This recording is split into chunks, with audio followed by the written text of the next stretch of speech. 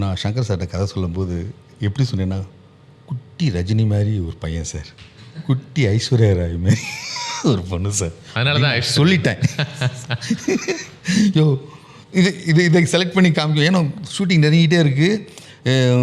நான் புதுமுகத்தை சூஸ் பண்ணுறேன். லைலா காலேஜுக்கு முன்னாடி நின்று நிறைய பசங்களாம் கூப்பிட்டேன். ஆனால் அவன் ஒரு பையன் வந்து செலக்ட் ஆகிட்டான். ஆனால் அவன் பக்கத்தில் பொண்ணு உட்காந்து அவனுக்கு நடுங்குது. அதனால ரிஜெக்ட் ஆகி கடைசியில் தான் வந்து இவர் வந்தார், பரத் வந்தார் அவர். அப்படிங்கும்போது அந்த பொண்ணும் அப்படி தான் புதுசு. நான் வந்து வித்யோதயா ஸ்கூலில் 10th படிச்சுட்டு இருந்தாங்க. அதை நான் பார்த்து பண்ணேன். நான் இது செலக்ட் பண்ணி காமிச்சேன். ஆனால் அந்த பொண்ணுக்கு எக்ஸ்ப்ரெசிவான ஒரு ஃபேஸு. அந்த பொண்ணு சூப்பர் நடிகைன்னு அதுக்கு தெரியாது. ஆசாரிக்கு அந்த மரம் தெரியும் இல்லையா, கட்டுக்கு தட்டி பார்த்தா அது மாதிரி எனக்கு தெரியுது, அதுக்கு தெரில.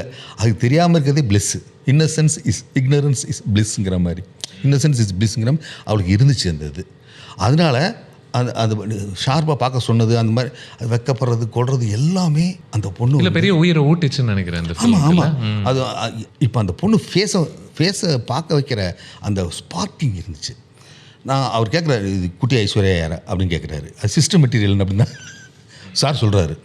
ஆனால் எனக்கு இது போதும் சார் அப்படின்னு சொல்கிறான்.